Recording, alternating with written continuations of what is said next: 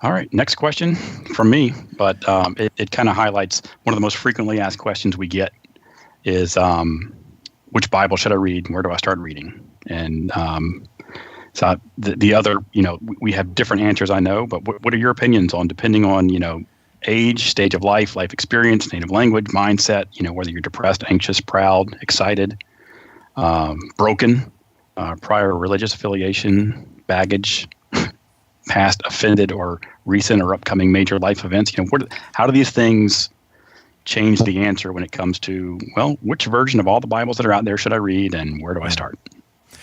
All right. Well, I'm going to give some advice that people usually don't listen to. I'm just going to acknowledge that right now. They go, where should I start? And you tell them, and then they go, I'm starting in Revelation. You go, where should I start? And you tell them, and they go, I'm starting in Genesis. That's what I'm doing. So let me say this: education level is a big deal here, and reading comprehension is a big deal here. This is not a contest; it's rather finding what's going to help you the most, right? So, like for me, I don't understand, complex engineering, so I would look for a very simple explanation, right? If I'm going to look for a book on engineering, I want Engineering for Dummies. Like, I'm not offended by that. I'm like, that's the book for me. Like, I want this simple. So if you're looking for an easier understanding of the scripture because it's new to you, I'm going to recommend the New Living Translation. I think if you're not even sure what translation to use, just use the New Living Translation. It's almost a paraphrase. The point is, it's easy to get what the scripture is saying. It's very easy to get the main point. You're not going to have all the nuance there for deep study, but you're going to get the main point more easily. So, yeah, when you look at the Bible, you're looking at literature that is thousands of years old and far removed from your own culture. Like, they're going through things that you've never been through. They're in an environment you've never been in.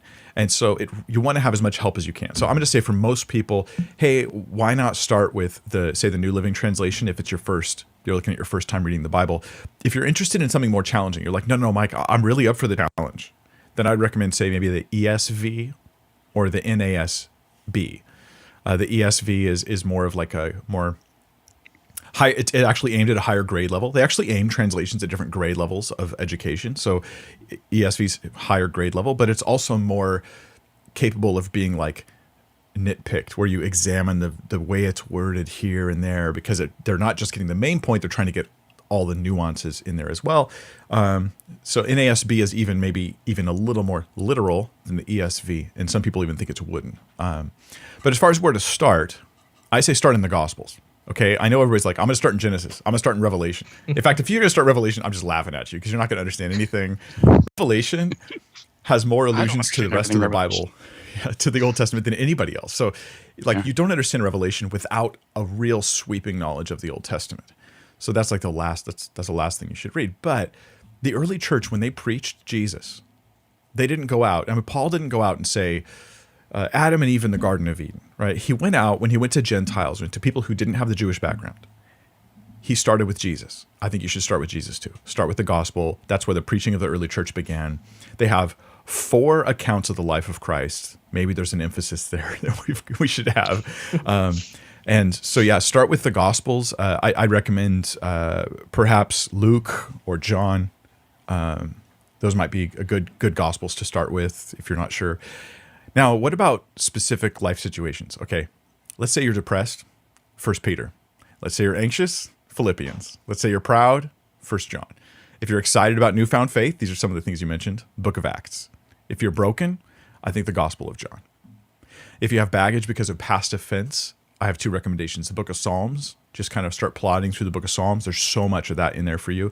And then 1 Corinthians, especially if it's church hurt. This is a catchphrase that we have nowadays, right? Mm-hmm. But if you feel like you've been hurt by the church, I recommend 1 Corinthians because it's talking about giving advice for sanctification and unity to a church that's been divided.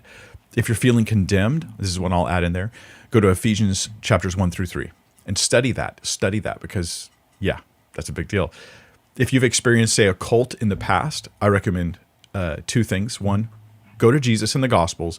But if the cult or the messed up religious group has really made it hard for you to understand Jesus because you just keep seeing what they said instead of what he says, then I say go to Romans. and do a slow verse-by-verse study of Romans. I actually have a study, a series going through the whole book of Romans like in a year. I taught every week for like a year going through Romans. It's all free online. I'd highly recommend that because Romans gets into like the theology of Christianity. All the major theological issues get unpacked there. And so it'll kind of like reset you, on what's good. And if you don't want to take my word for it, just read Romans on your own. That's fine. And if you've been abused, especially abused as it relates to the Old Testament law, somebody has abused the law in your life, the use of the Mosaic law, Book of Hebrews. Go to the Book of Hebrews. It'll show you how you really should view it. There's my advice on all that. Yeah. Gotcha. Now, I think you said past offense. You mentioned Psalms, was it? Yeah, I was trying to catch. And it wasn't a typo. Sorry, I put it in there. I actually put past offended. So is it still the same answer you think? If you were the one who was offending in the past and you're just having a hard time getting over your guilt and okay, yeah. Gosh, sorry to put you on the spot here, but yeah, overcoming your own guilt, your own issues. Yeah, overcoming your own guilt and of offenses that you've committed in the past. Sin. But yeah, there's so much you could read there because so much of the Bible's dealing with that. You could read sweeping passages of the Old Testament dealing with Israel and how unfaithful they were, and God was still calling them back, like the book of Jeremiah, where he's like, you've done all these things, yet I'm calling you back to me. I'm calling you back to me. So there's one example is Jeremiah. Yeah, excellent. You couldn't know this, Mike, but when you answered which version should I start reading, when I was a teenager, I started going to youth group. The first version I was given was the New Living Translation, and I started right there in the Gospels. And as I've progressed through my faith in my adult life, I've moved on to the ESV and then ASB for like more in-depth studies. And right. As somebody who has walked that exact path that Mike just laid out, like anyone who's watching this, that is absolutely astounding advice. The NLT really gets you into the Bible in a I don't want to say non-threatening, but it eases you into a lot of like really high-level concepts of Christianity and spirituality, and it cradles you as you're like a newborn in your faith. So just to hear you affirm that I just wanted to say like, yes, 100%. Those translations are a blessing. And I guess if you follow I that should way, let everybody know I'm sponsored by the NLT, ESV, and NASB. So I get $50 every time I just say those phrases. Oh, dang. That's I not, didn't know I could none get of that's true. sponsorships for this. None of that's true.